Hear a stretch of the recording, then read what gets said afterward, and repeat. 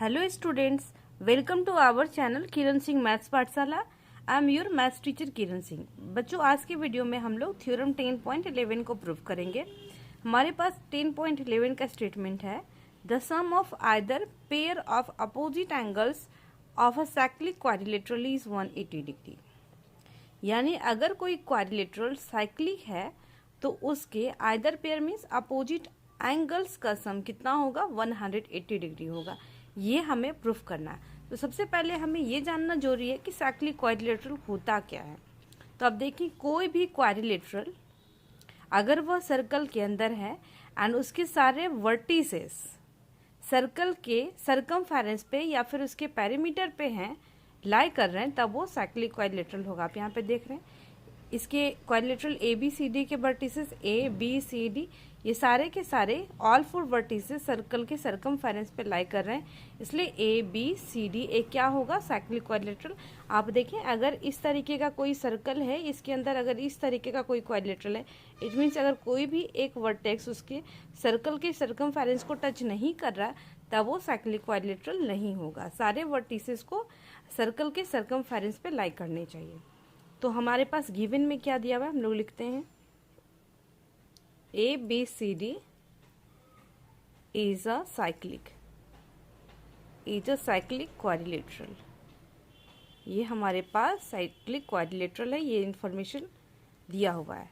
अब हमें to proof क्या करना है, हमारे पास टू प्रूफ में करना है कि either pair means opposite angles का सम कितना होगा, 180 डिग्री। तो हमें प्रूफ करना है, सबसे पहले हम लोग एंगल लिख सकते हैं, angle A plus angle C, देखिए अपोजिट एंगल्स 180 डिग्री होगा। एंड सेकेंड में हम लोग ये प्रूफ करेंगे कि angle B plus angle D equal to 180 degree होगा। ये हमें प्रूफ करना है। अब हम लोग इसमें कंस्ट्रक्शन करेंगे। कंस्ट्रक्शन में हम लोग क्या करेंगे, इसके डायगोनल को मिला देंगे, ज्वाइन कर देंगे। हम लोग लिखेंगे join AC and BD। AC and BD को हम लोग ज्वाइन कर देंगे। हमारा कंस्ट्रक्शन भी कंप्लीट हो गया। अब हम लोग प्रूफ स्टार्ट करते हैं। बच्चों, हम लोग थ्योरम 10.9 में पढ़े थे कि angles on the same segment are equal. Same segment के द्वारा बने हुए एंगल्स आपस में इक्वल होते हैं। तो यहाँ पर हम लोग यही लिखेंगे, we know that angles in the same segment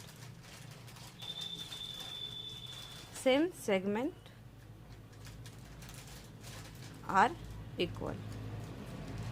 अब आप यहाँ पे देखें, ए बी जो कॉर्ड है, इसके द्वारा कौन सा एंगल बन रहा है, ए बी कॉर्ड के द्वारा ये एंगल ए डी बी बन रहा है, एंड इसी कॉर्ड के द्वारा एंगल बी सी ए बन रहा है। तो ये दोनों आपस में इक्वल होंगे। तो हम लोग लिख सकते हैं, this implies angle A C B equal to angle A D. ये देखें, ए सी बी यानी इसी कॉर्ड के द्वारा बना हुआ एंगल है, एंड इसी कॉर्ड के द्वारा बना हुआ एंगल ए डी बी भी है, ए डी बी। हम लोग यहाँ भी लिख सकते हैं, angles in the same segment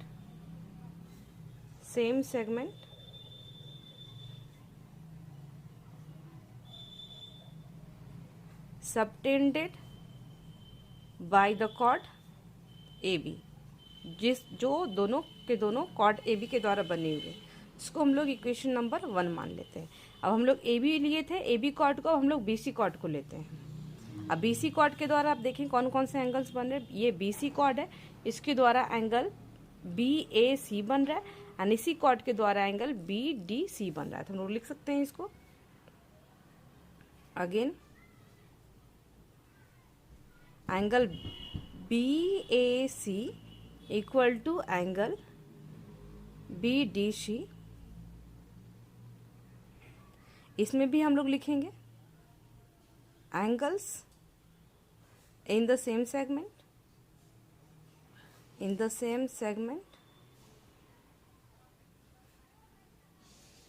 subtended by the chord BC। ये BC कॉर्ड के द्वारा बना है, इसको इक्वेशन नंबर 2 लेते हैं।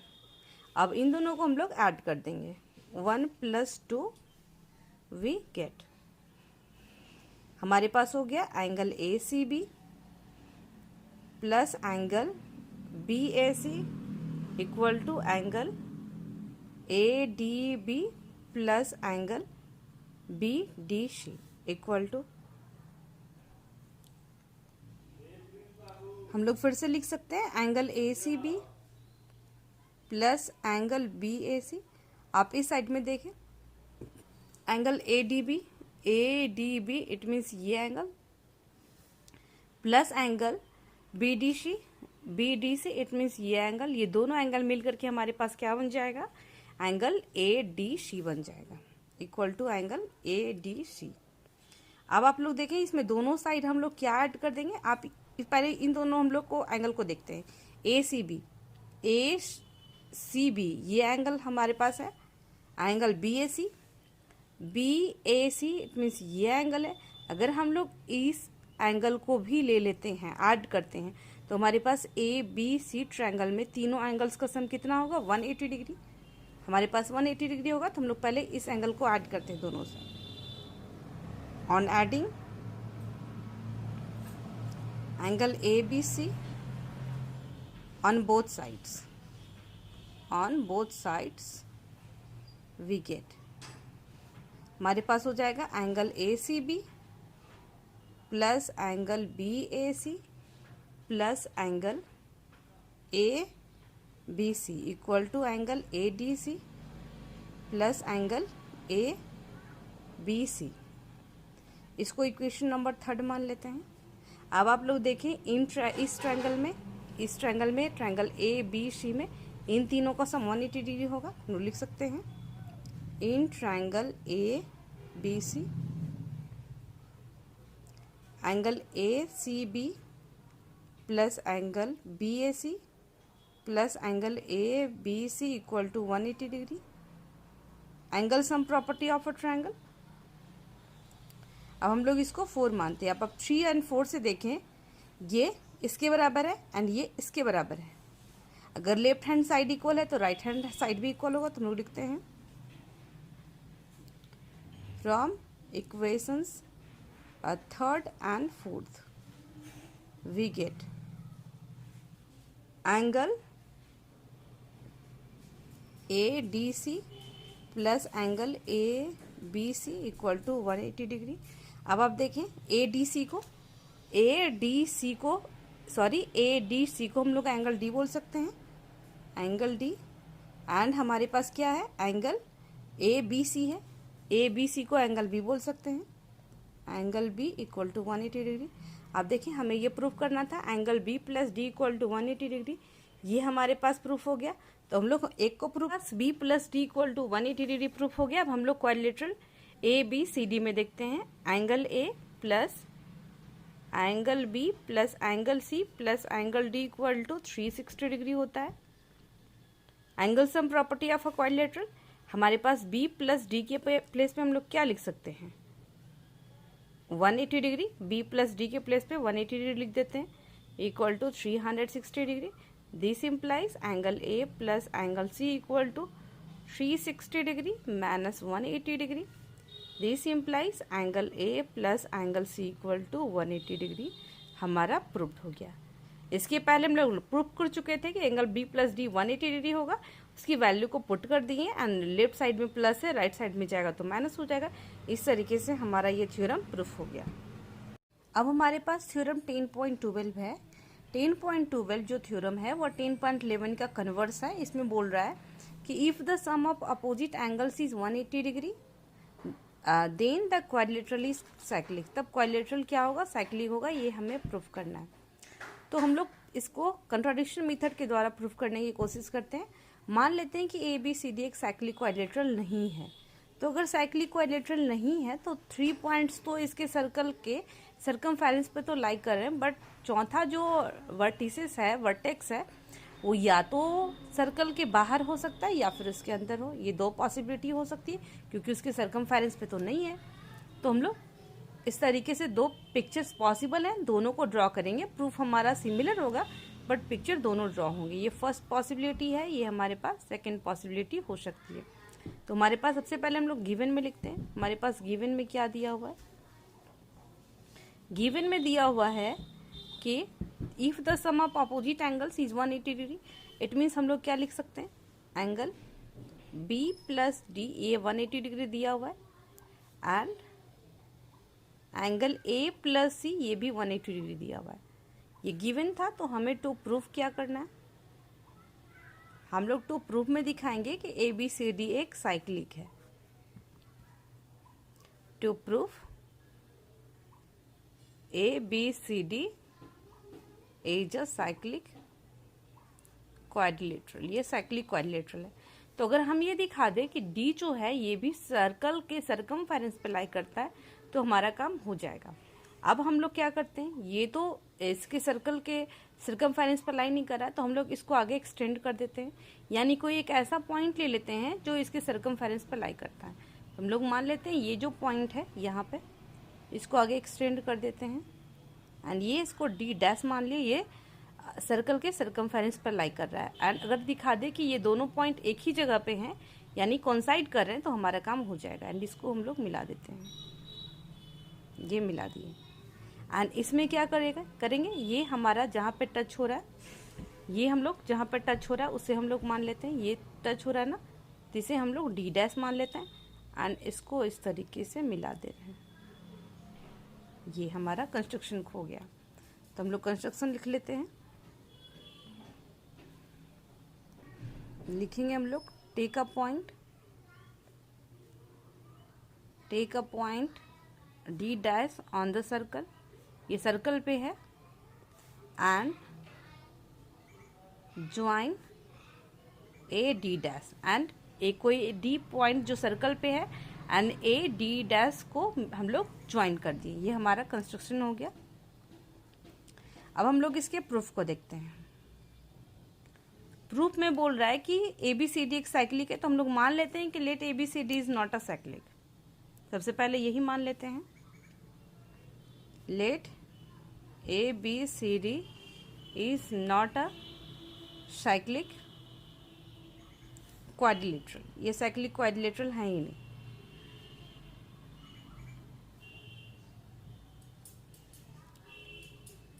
Not a cyclic quadrilateral. ABCD एक साइक्लिक क्वाड्रिलेटरल नहीं है, but ABC dash is a cyclic. लेकिन ABC डैश एक साइक्लिक है, ABCD dash is a cyclic, is a cyclic quadrilateral. आपको पता है, इसके पहले वाले थ्योरम में हम लोग प्रूव कर चुके हैं, साइक्लिक क्वाड्रिलेटरल के अपोजिट एंगल्स का सम 180 डिग्री होता है। तो हम लोग यहाँ पर क्योंकि कंस्ट्रक्शन में D वाले को लिए, इसलिए D वाले के साथ हम लोग लेते हैं। It means angle B plus D, ये वाले पार्ट को लेते हैं 180 डिग्री। इट मीन्स D नहीं D डैश, तो हम लोग लिख सकते हैं angle ABC plus angle AD dash C। देखें, ABC plus AD dash C, ये 180 डिग्री होगा। क्या लिख सकते हैं? In a cyclic quadrilateral, in a cyclic quadrilateral, the sum of opposite angles is 180 degree, ऐसा होता है। ये इसको हम लोग फर्स्ट नंबर इक्वेशन मान लेते हैं, बट हमारे पास पहले से ही दिया हुआ है कि angle B plus D 180 degree है। हम लोग लिख सकते हैं, बट एंगल B को हम लोग क्या लिख सकते हैं? एंगल ABC, एंड D को हम लोग लिख सकते हैं एंगल ADC। ये थोड़ा ऊपर नीचे हो गया, मैं यहाँ पे लिख दे रही हूँ, angle ABC plus angle ADC, ये 180 डिग्री होगा। इसको इक्वेशन नंबर 2 मान लेते हैं। आप देखें, दोनों का राइट हैंड साइड इक्वल है, तो लेफ्ट हैंड साइड भी इक्वल होगा। तो हम लोग मान लेते हैं, from equations 1 and 2 we get angle ABC plus angle AD dash C equal to angle ABC plus angle ADC। अब देखिए, ABC तो कट जाएगा। It means angle AD dash C equal to angle ADC। दोनों same है, similar है, हमारे पास इसका मतलब क्या है, दिस इज पॉसिबल। ये कब पॉसिबल है, only when D and D dash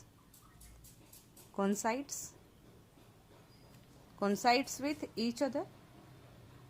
जब वो दोनों एक दूसरे के साथ कॉन्साइड कर जाए। अगर डी एंड डी डैश दोनों सिमिलर पॉइंट को रिप्रेजेंट कर रहे हैं, इसका मतलब क्या है, therefore ABCD is a cyclic quadrilateral. ये साइक्लिक क्वाड्रिलेटरल होगा, ये भी हमारा प्रूव्ड हो गया। अब नेक्स्ट वीडियो में हम लोग आगे के क्वेश्चंस को सॉल्व करेंगे। Thanks for watching.